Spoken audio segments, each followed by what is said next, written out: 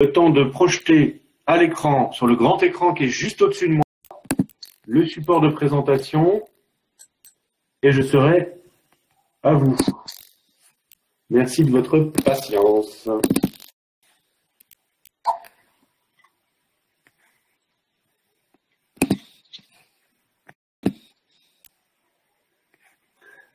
Voilà, normalement vous voyez au-dessus de ma tête, sur le grand écran derrière moi, la slide Skillfest, atelier virtuel sur les services ouverts aux entreprises. Merci de me l'indiquer dans le chat. Merci aussi de me dire si vous m'entendez correctement.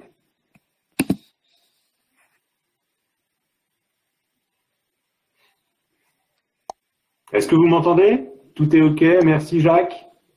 On vous entend bien. Les slides, c'est bon aussi pour tout le monde? Oui? Super. Bon, écoutez, je pense qu'on peut commencer. Karine Garchéry, Philippe Brivet, bonjour. Bonjour. On démarre? On démarre. Allez, go. Alors, cet atelier est consacré aux services qui sont ouverts aux entreprises via mon compte formation. Alors, je vous propose de partager ensemble la slide 3, où vous pouvez voir concrètement comment fonctionne mon compte formation aujourd'hui. Donc, vous connaissez probablement les deux dernières lignes. Vous avez un titulaire aujourd'hui qui peut aller sur mon compte formation, consulter ses droits, visualiser l'offre de formation qui est éligible au CPF et puis s'inscrire s'il y a une formation qui l'intéresse. Il pourra mobiliser ses droits, payer avec sa carte bleue et puis s'il n'a pas suffisamment de fonds, et c'est là où les financeurs potentiels peuvent intervenir, il peut mobiliser des financements différents. On l'a vu dans l'atelier précédent, il peut mobiliser soit des fonds Pôle emploi, des fonds région, des fonds OPCO et branches, si toutefois ces partenaires-là ont conventionné avec la Caisse des dépôts. Et puis il part en formation. Côté organisme, il a son portail qui lui est dédié et qui lui permet, une fois qu'il a accepté les CGU, de renseigner son offre et de gérer une grande partie de la gestion administrative de ses formations via ce portail. Il peut valider les inscriptions, renseigner le service fait et demander le paiement à la Caisse des dépôts. Donc ça, c'est vraiment les deux dernières lignes, c'est vraiment le socle de la plateforme en compte formation. Et puis peu à peu, on est en train de rajouter des briques. Donc une brique financeur, je viens de vous l'évoquer avec les partenariats qu'on est en train de mettre en place, mais aussi via cette brique que l'entreprise va pouvoir doter le compte du collaborateur et c'est ainsi que le titulaire, quand il va être sur mon compte formation, il va voir que au niveau de ses droits formation, il a des droits complémentaires qui vont lui permettre d'acheter la formation. Et puis, il y a une nouvelle brique qui est en train de se renforcer avec une entrée privilégiée pour les CEP. Aujourd'hui, un usager qui souhaite avoir des informations complémentaires sur son projet de vie, son projet professionnel, on peut lui indiquer quel est le CEP le plus proche de chez lui. Donc ça, c'est pour mon compte formation et c'était important de partager cette slide avec vous pour que vous puissiez voir à quel moment les différents financeurs interviennent. Alors, s'agissant des services ouverts aux entreprises, sur la slide 5, il est important, avant de préciser quels sont les services qui existent aujourd'hui, de rappeler la nuance entre dotation et abondement.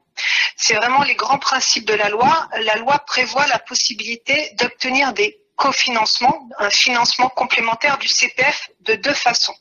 Soit pour un projet de formation qui n'est pas défini, donc c'est vraiment compléter des droits acquis au titre d'une activité professionnelle, on parlera dans ce cas-là de dotation. Et c'est ce service-là qui est proposé aujourd'hui à l'entreprise. Et puis la deuxième possibilité, c'est vraiment de cofinancer directement un projet de formation. Et là, on parlera plutôt d'abondement de co-construction, d'abondement. Là, on retrouve effectivement les différents abondeurs tels que Pôle emploi, la région, les OPCO et les branches notamment. Alors, qu'est-ce que l'on propose aujourd'hui à l'entreprise? Tout d'abord, sur slide 6, vous pouvez voir qu'il y a un portail d'information des employeurs et des financeurs Sachez qu'on peut tous y accéder et trouver bon nombre d'informations. Il est ouvert depuis le mois de juillet et il ne cesse de s'enrichir. Vous trouverez tous les articles intéressants qui concernent justement les différentes dotations possibles, des infographies, des tutos aussi qui permettent à l'entreprise de savoir comment abonder le compte de son collaborateur, et un salarié peut connaître la démarche pour une prise en charge d'une formation par son employeur. Et j'insisterai davantage sur la foire aux questions qui est vraiment riche aujourd'hui, puisque avec les différents échanges qu'on peut avoir avec les acteurs, à chaque fois, on rajoute des questions et surtout des réponses associées. Et enfin, c'est via ce portail que l'entreprise, pour le coup, va pouvoir avoir accès à un espace qui lui sera dédié. On est sur quelle planche? La 7. Merci. Donc ici, vous pouvez voir concrètement à quoi ressemble le portail employeur et financeur. Vraiment, ce portail permet d'attribuer, de suivre et de piloter les dotations. Il est ouvert depuis un an maintenant, depuis le mois de septembre 2020, et il est vraiment dédié à chaque entreprise. C'est vraiment son outil pour pouvoir doter les comptes des collaborateurs. Quelle est l'adresse du URL de ce site? On nous demande dans le chat. Alors, c'est une bonne question. Je vais, Philippe, est-ce que tu pourras la chercher et la mettre? Ah ben non, on n'est pas sur Teams.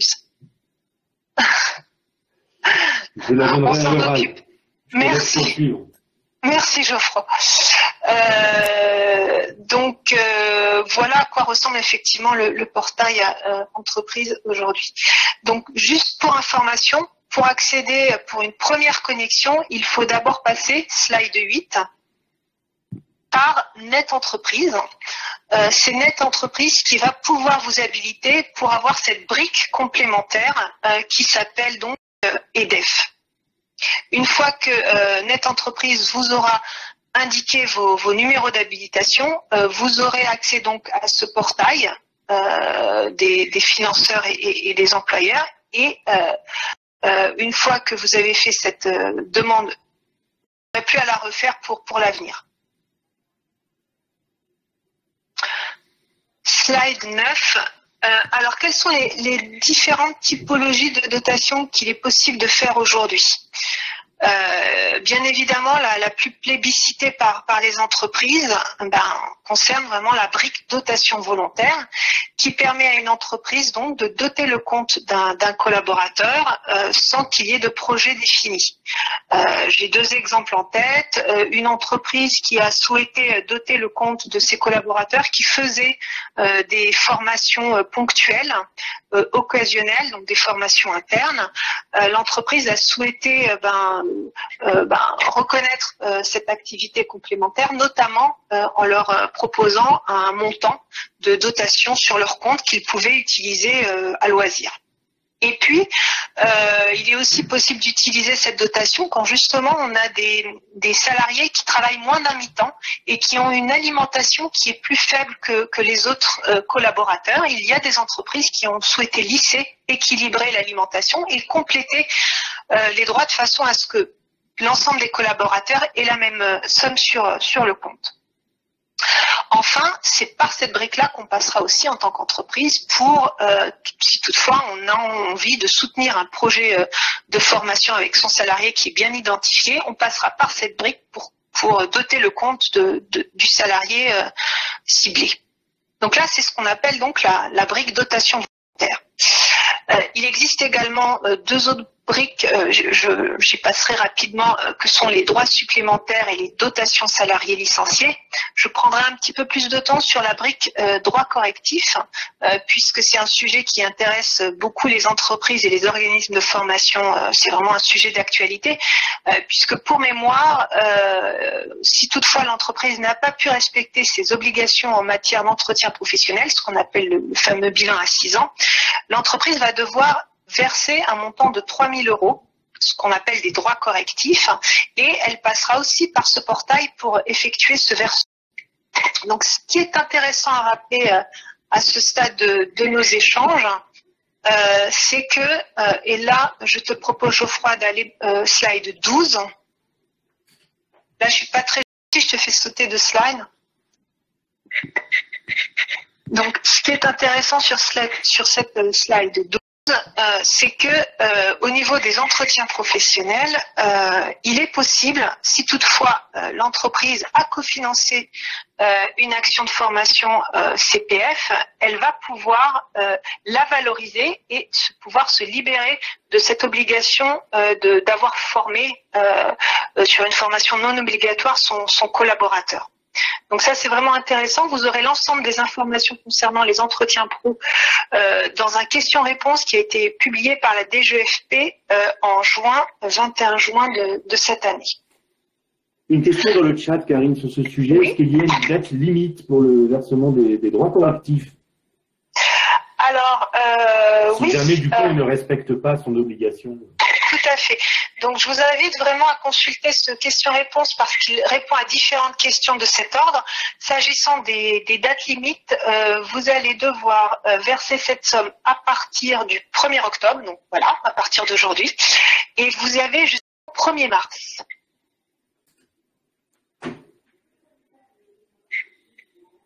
Est-ce qu'il y a d'autres questions concernant les entretiens pro? Non, peut-être j'en profite. L'adresse du site web, c'est financeur.moncompteformation.gouv.fr. Financeur au pluriel. Pour répondre à la question. Merci beaucoup, Geoffroy. Et j'ai une question sur les dotations automatisées, qui sont donc accessibles pour les employeurs à travers cet espace. Est-ce que les dotations automatisées sont d'ores et déjà possibles pour les entreprises? Alors, je vous propose de partager ensemble la slide 10 et 11. Donc, sur la slide 10, vous voyez les 4 typologies de dotations qu'il est possible aujourd'hui pour une entreprise de faire. Donc, effectivement, si elle choisit par exemple les dotations volontaires, slide 11, elle va devoir remplir un certain nombre d'informations. Très peu, ça peut aller très vite. Elle a besoin de connaître le numéro de sécurité sociale de son collaborateur, son nom de naissance, et puis d'indiquer le montant de la dotation qu'elle souhaite faire. Donc ça, on est vraiment sur une action manuelle du ligne à ligne. Pour autant, si l'entreprise a plusieurs bénéficiaires, donc je ne sais pas si c'est l'objet de la question qui est posée, il est possible de façon automatisée, entre guillemets, de télécharger un fichier beaucoup plus important de façon à ne pas remplir du ligne à ligne. Est-ce que j'ai répondu à la question? Sinon, n'hésite pas, Geoffroy. La question, c'était vraiment sur la dotation automatisée pour les entreprises. La dotation, alors je ne vois pas. Je pense que c'est un abus de langage et que monsieur fait référence à l'abondement automatique. Ah, d'accord. Alors, s'agissant de l'abondement automatisé, effectivement, c'est une offre de service qui est ouverte aujourd'hui aux OPCO, aux branches, aux régions notamment, et qui permet effectivement, une fois qu'on a conventionné avec ses partenaires, de pouvoir bénéficier d'une enveloppe globale. Et ensuite, une fois qu'on a ces montants, on a les différents critères du partenaire, on les automatise au niveau du SI, ce qui fait qu'un salarié, un usager, peut, en allant sur mon compte formation, voir qu'il a un cofinancement sur la formation directement de ce partenaire. Donc là, pour l'instant, c'est une offre qui est ouverte à ces partenaires que je viens de citer. On travaille actuellement sur des pilotes pour proposer cette offre de service à certaines entreprises, mais on est vraiment sur une expérimentation. Donc ce n'est pas une offre encore qui est élargie. Donc pour l'instant, l'abondement automatisé pour les entreprises n'est pas industrialisé, s'il fallait que je reprenne ce terme. Merci. Donc plutôt 2022? Alors, s'agissant des abondements, alors je ne sais pas si le terme abondement automatisé sera approprié. Ce qui est certain, c'est qu'en ce moment, on travaille dans le cadre d'ateliers, de groupes de travail avec des entreprises pour justement construire cette nouvelle offre de service. On en est là actuellement et l'idée effectivement c'est que quoi qu'il arrive, le système voudra que l'entreprise pourra cofinancer l'action de formation. Sous quelle forme, on l'a pas encore déterminé et cette proposition d'offre de service sera probablement ouverte fin d'année 2022. Merci. Je te laisse reprendre le fil de ta présentation puisque nous avons épuisé les questions du chat. D'accord. Vous pouvez le dire dans la salle si vous nous entendez correctement. Merci. Karine, je te laisse la main. Je te propose d'aller slide 13. Préciser effectivement que depuis tout à l'heure, j'indique qu'un employeur peut doter le compte d'un collaborateur. Pour autant, un salarié peut tout à fait, si toutefois en allant sur mon compte formation, il voit une offre de formation qui l'intéresse, mais qu'il n'a pas suffisamment de droits formation, il va pouvoir solliciter son employeur. Donc dans ces cas-là, il va tout simplement, slide 14, télécharger ce document que vous avez à l'écran, qui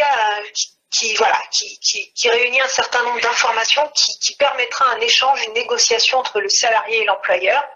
On y retrouve notamment, et c'est un sujet qui intéresse particulièrement les employeurs, les montants en droit de formation du collaborateur, le prix de la formation et donc le potentiel reste à charge. Et là, l'employeur va pouvoir, s'il le souhaite, cofinancer cette action de formation sur l'ensemble du reste à charge ou seulement sur une partie. C'est vraiment à la main de l'employeur.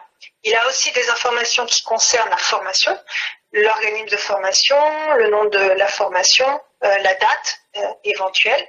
Et lors de cet échange, si toutefois l'employeur est favorable pour soutenir ce dossier-là, il entreprendra la même démarche, c'est-à-dire qu'il sur son portail et il ira doter le compte d'un collaborateur. Donc vous avez bien entendu, j'ai utilisé le terme doter, le compte, donc on n'est pas sur du cofinancement direct d'actions de formation, et donc ça a un impact sur les CGU. Donc sur la slide 15, on vous rappelle que les dotations vont être fondues dans les droits de formation du salarié. Donc, en tant que salarié, si toutefois mon entreprise a doté mon compte, quand je vais aller sur mon compte formation, tout en haut en bleu, je vais avoir le montant global. Droit formation plus dotation. Alors, je pourrais voir dans l'historique que mon employeur m'a doté mon compte, mais si vous voulez, on est vraiment sur un montant qui appartient au salarié, à la personne. Donc, elle pourra éventuellement faire une formation différente, puisqu'elle ne l'aura pas encore acheté. Elle pourra aussi réaliser la formation, mais de façon partielle. Et l'employeur, comme il aura accepté les conditions générales d'utilisation, il aura eu cette information, il ne pourra pas nous demander le remboursement d'une partie de cette dotation si toutefois, par exemple, le collaborateur n'a pas pu suivre l'intégralité de la formation. Donc ça, c'est quand même une nuance importante à retenir entre la notion de dotation sur un compte et la notion d'abondement sur une formation. Donc dotation versée, dotation acquise. C'est très bien résumé. C'est exactement ça. Alors, ce qui est important à ce stade de retenir, c'est que c'est vraiment une offre de service qui est très simple et qui est plébiscitée aussi par rapport à cette simplicité. C'est-à-dire que les entreprises se disent qu'effectivement, si toutefois elles souhaitent doter le compte de collaborateurs, elles vont sur leur portail, elles indiquent les 3 informations que je vous ai précisées tout à l'heure, elles effectuent le virement et nous, en quelques jours, cette somme se trouvera sur le compte du collaborateur. Donc c'est vraiment ça qui intéresse aujourd'hui une entreprise, c'est cette simplicité d'utilisation et celle-ci peut se faire soit ponctuellement, soit en masse comme je vous l'ai précisé.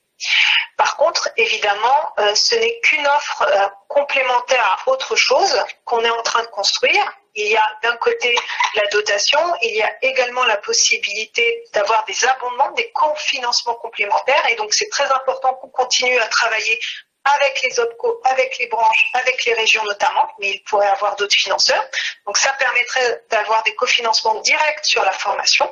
Et puis, comme je l'ai précisé également, on travaille sur du cofinancement d'actions de formation pour les entreprises, mais là on est plutôt sur du moyen long terme. Merci. J'ai une question dans le chat, puisqu'effectivement on a parlé dans l'atelier précédent d'alimentation annuelle des comptes, vous savez, à 500 € en principe chaque année. C'est l'occasion de rappeler ce qu'évoque Philippe Roca dans le chat, que les CPF sont plafonnés. Et j'en viens à la question de Philippe. Est-ce que le versement des dotations, le montant des dotations versées, sont-ils prises en compte pour le calcul du plafond du CPF? Alors, ce que je peux vous dire, c'est qu'effectivement, l'employeur peut doter le compte du montant qu'il le souhaite. Maintenant, s'agissant du plafond par rapport à l'alimentation, je vous avoue que j'avais la réponse, mais je ne l'ai plus. J'en suis désolée. Bien. Une autre question. Dans le cas d'un abondement, si le salarié ne suit pas ou ne suit que partiellement la formation prévue, elle devient en quelque sorte une dotation. Peut-être revenir sur la distinction entre dotation et abondement. La dotation est définitivement acquise lorsqu'elle est versée. La dotation aujourd'hui, c'est le mécanisme d'alimentation en fait d'un compte personnel de formation que peut faire un employeur pour son salarié de manière ponctuelle, soit à la demande du salarié, soit à l'initiative de l'employeur d'ailleurs. Alors que l'abondement, qui aujourd'hui n'est pas à disposition des employeurs, c'est l'abondement sur un dossier de formation, sur une formation bien identifiée qui est rattachée à cette formation. Et s'il n'y a pas d'entrée en formation, l'abondement ne reste pas acquis sur le compte personnel du salarié. Oui, alors c'est vraiment important de le préciser, c'est que quand on est sur un système d'abondement, le financeur abonde une action de formation. Donc si toutefois l'action de formation ne va pas à son terme, ou si toutefois l'usager abandonne son inscription, le financeur ne sera pas décrémenté de l'enveloppe qu'il nous aura confiée. Voilà, pour repréciser la distinction. Je te laisse poursuivre ta présentation, Karine. Alors, je voulais vous préciser, on a une nouvelle offre de service qui est entrée en vigueur il y a quelques jours pour l'entreprise, c'est slide 16. On a beaucoup de questions d'entreprises et de salariés d'ailleurs qui nous joignent en nous disant mais le montant de mes droits CPF ne correspond pas à ce que je pense, ou l'entreprise qui nous dit on a fait une mauvaise manip, on n'a pas déclaré les bons montants. Alors sachez que depuis quelques jours, on a rajouté une brique au-delà de la dotation qui s'appelle régularisation de droits CPF et qui permet à une entreprise de pouvoir directement corriger sa déclaration en termes d'alimentation. Donc voici aujourd'hui ce que l'on peut proposer aux entreprises en termes d'offre de service. Merci Karine. Alors, j'en profite, j'ai posé la question entre-temps et j'ai eu la réponse par rapport au plafond. Donc non, les dotations ne sont pas prises en compte dans le plafond global des 5 000 €.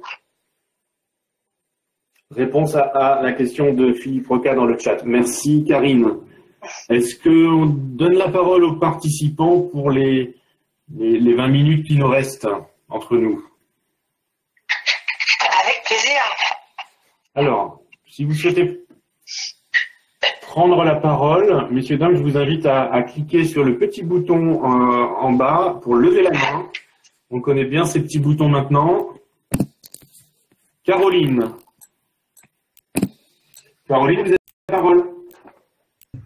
Oui, bonjour. Je voulais poser une question. Donc là, on est sur la partie entreprise. Désolée. C'était concernant la caisse des dépôts et consignations.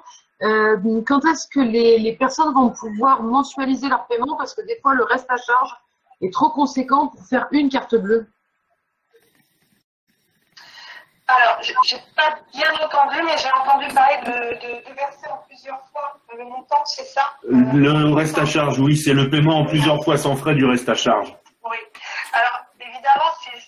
sujet que nous connaissons bien. Comme je vous l'ai dit, on a mis en place un groupe de travail pour les entreprises, mais on avait le même groupe de travail avec les organismes de formation et les usagers. Et c'est vraiment un sujet qui nous a été remonté dès le démarrage, quasiment de la plateforme. Pour autant, aujourd'hui, il n'est pas possible, effectivement, de payer en plusieurs fois sa formation parce que c'est pas la philosophie, la façon dont la plateforme a été construite. Comme je vous ai montré sur la slide 3, au niveau du parcours d'achat direct, c'est vraiment la possibilité de consulter ses droits, de regarder l'offre qui m'intéresse, et une fois que j'ai choisi une formation, avant de m'inscrire, je dois la payer. C'est en fait une façon aussi de garantir à l'organisme de formation qu'il sait que quand un titulaire va s'inscrire, la Caisse des dépôts va être en mesure de le régler quand le service fait sera fait. Merci, j'espère Caroline que je peux répondre à votre question. Ben, ça reste problématique parce qu'une carte bleue de 5 000 €, les banques, des fois, ça bloque le solde et du coup, c'est très compliqué, même si la personne a l'argent sur son compte. Voilà. Alors, ce qu'on peut dire aussi en complément sur les formations longues et donc souvent coûteuses, c'est que les organismes de formation aussi privilégient une approche par bloc de compétences, par bloc. Ce qui fait que justement l'usager, le futur stagiaire peut acheter un bloc avec suffisamment de fonds et donc attendre un peu pour pouvoir peut-être aussi avoir une nouvelle alimentation de la Caisse des dépôts l'année suivante et éventuellement avoir des cofinancements complémentaires. Donc c'est aussi dans cette démarche-là que les organismes de formation travaillent aujourd'hui, même si le sujet que vous évoquez reste un sujet de fond. Merci. Merci. Est-ce que quelqu'un d'autre souhaite prendre la parole? J'en profite pour repréciser à Philippe dans le chat ce que vous avez versé visiblement comme abondement. Je ne sais pas si vous êtes un OPCO ou une entreprise. C'est une dotation que vous avez versée, monsieur, ce n'est pas un abondement. Les professions libérales ont bien désormais le versement de 500 € annuels. Oui ou non? Oui, tout à fait. Donc on l'a fait un petit peu plus tard que pour les autres citoyens, on va dire comme ça, mais on a fait un rattrapage. Donc oui, tout à fait. Les travailleurs non salariés disposent aujourd'hui d'un compte avec une alimentation annuelle. Merci. Je donne la parole à Philippe. Philippe, vous avez la parole. J'avoue. Bonjour. Bonjour. Vous m'entendez? Oui, on vous entend. Ouais. Effectivement, je crois qu'au début, je pense que j'ai bien mélangé les dotations et abondements dans le sens co-construction. Vu que nous, c'est dans un accord d'entreprise, sur la base de projets co-construits, on parle beaucoup d'abondement. Mais... Donc, effectivement, la dotation par rapport au... Pardon? Entreprise, oui. Vous êtes une entreprise? D'accord. Par rapport à la question de la dotation volontaire sur un projet bien défini, est-ce que demain, du coup, il y aura un garde-fou sur le fait qu'un salarié qui n'ira pas au bout, l'entreprise pourra, entre guillemets, récupérer la dotation pour la donner peut-être à un autre salarié, étant donné que la formation ne sera même pas consommée et peut-être ne sera jamais consommée. C'est-à-dire que là, on fait un versement même à perte. Tu as entendu, Karine? Oui, j'ai cru comprendre la question, j'entends pas très bien, mais je pense que j'ai l'ensemble des éléments. Donc, effectivement, là aussi, c'est un sujet qui me pose question, puisqu'aujourd'hui, c'est le service qui est ouvert et on a ne serait-ce que des entreprises qui nous appellent pour nous dire qu'elles se sont trompées. Enfin, il y a une coquille. Il n'y a pas très longtemps, une entreprise qui nous appelait en nous disant mais on a 2 salariés qui ont le même nom, on s'est embrouillé, on n'a pas donné à la bonne personne. Donc, on est en train de réfléchir effectivement à la possibilité de rembourser dans certains cas. Mais voilà, il faut quand même garder en tête que le principe de la dotation, c'est je dote le compte et que je prends le risque que mon collaborateur ne va pas suivre la formation. À savoir qu'en fonction des entreprises, l'approche est différente. On a quand même pas mal d'entreprises, en tout cas, qui ont décidé, qui ont fait le choix d'utiliser ce service, de se dire que le risque est minime. Les salariés sont dans l'entreprise et que regarde la simplicité d'utilisation du site, le risque vaut la peine et qui reste à la marge. Mais voilà, il y a quand même des entreprises qui décident de ne pas aller sur ce service-là pour la raison que vous évoquez. Je rappelle peut-être que la dotation est un service, Karine, je te laisse le rappeler, mais depuis quand les employeurs peuvent doter les comptes de leurs salariés? Ça fait 1 an, effectivement. Le service a été ouvert le 3 septembre 2020. Oui, ça fait une belle année.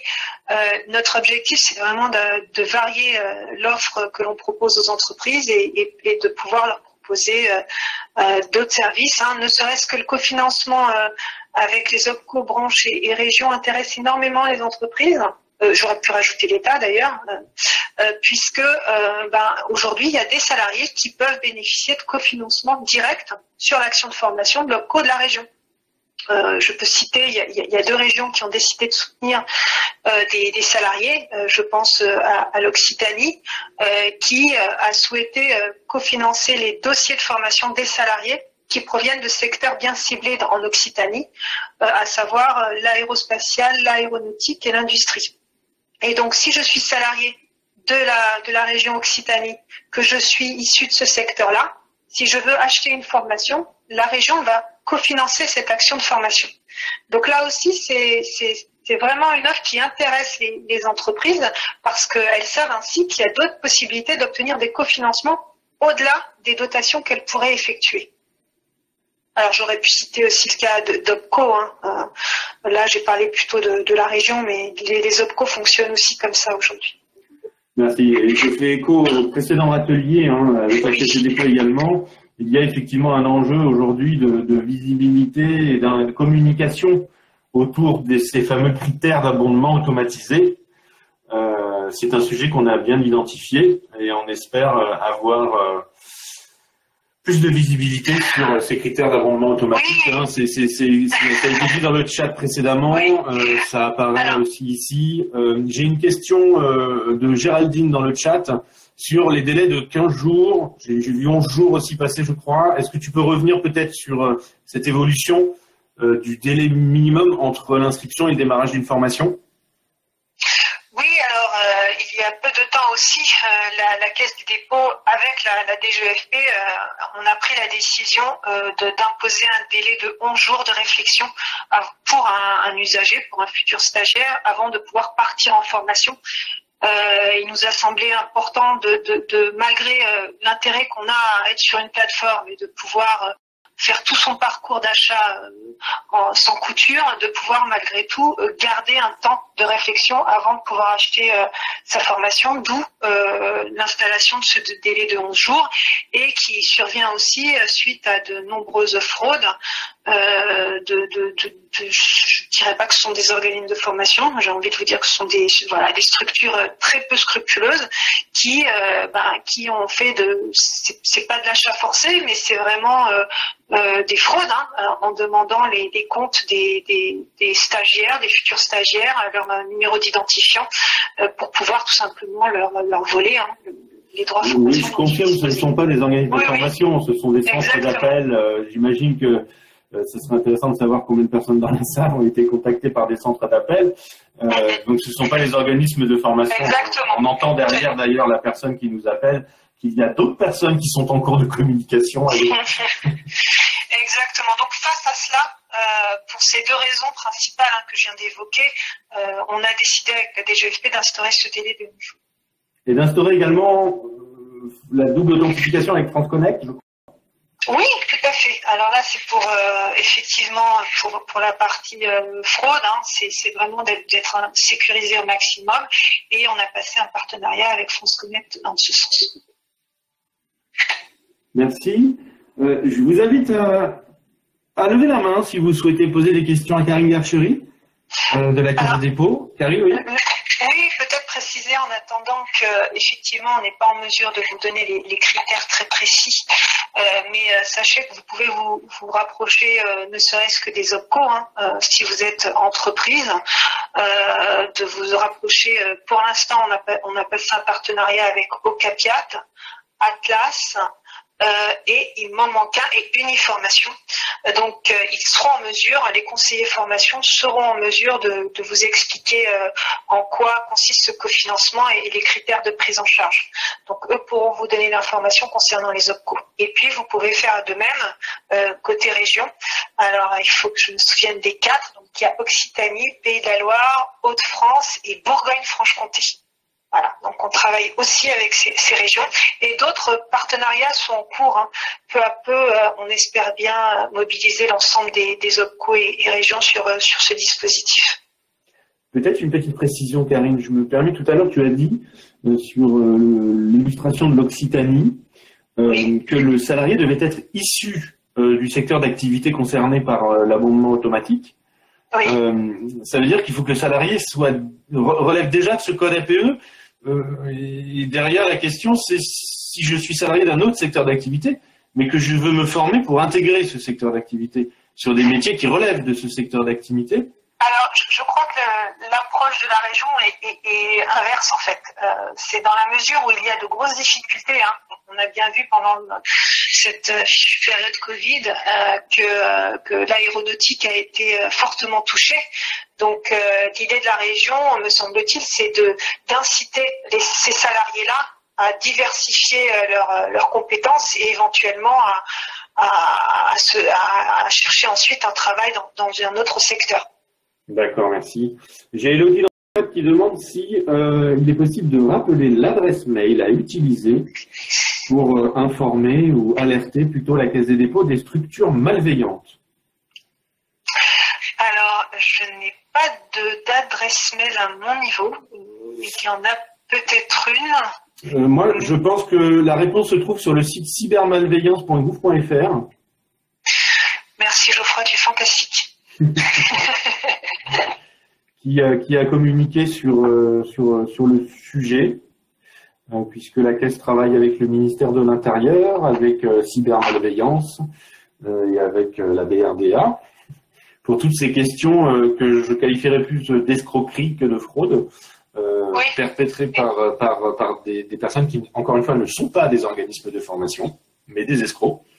Donc je vous invite à aller voir sur cybermalveillance.gouv.fr. Vous avez un article dédié à mon compte formation. Et inversement, de mémoire, en allant sur mon compte formation, vous avez aussi des articles dédiés sur le sujet, forcément. Oui, à ce propos, je me fais un petit peu l'écho des adhérents de la Fédération des acteurs de la compétence. Il y a une communication un peu négative à destination des titulaires des comptes personnels de formation. En raison de ces différents cas de fraude, quand on va sur mon compte formation, on tombe tout de suite sur une alerte à la vigilance, à la fraude. Oui. Oui, quand on achète une formation aussi, on est dans une forme de communication anxiogène. Est-ce qu'il est prévu une communication un peu plus positive? C'est une question, je fais là écho aux adhérents de la fédération. Alors, oui, c'est aussi l'intérêt des échanges qu'on peut avoir dans ces événements. On est là aussi pour écouter le terrain et remonter les sujets soit aux collègues, soit à la DGFP en fonction. Donc, ça sera quelque chose qui sera remonté. Par contre, ce qu'il faut savoir, c'est qu'on a connu vraiment des périodes très compliquées par rapport, comme tu le dis, non seulement aux fraudes, mais surtout aux escroqueries. Et que notre objectif a été d'alerter le plus rapidement possible les usagers, d'où cette communication qui peut sembler anxiogène, mais si ça peut permettre aux usagers de ne pas se faire avoir, voilà, ça a été notre priorité.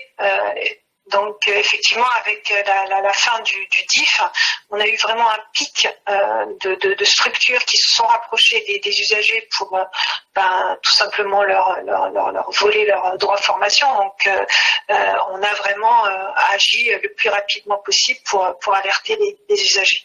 Peut-être repréciser deux choses. Il nous reste 7 minutes avant la fin de cet atelier. Premièrement, les personnes qui se sont fait flouer Oui.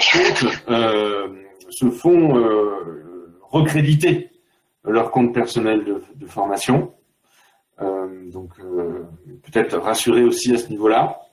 En revanche, la contrepartie, elle pèse sur les deniers publics parce que finalement on paye 2 fois. Donc il y a quand même un enjeu budgétaire aussi à prendre en compte autour de ces fraudes.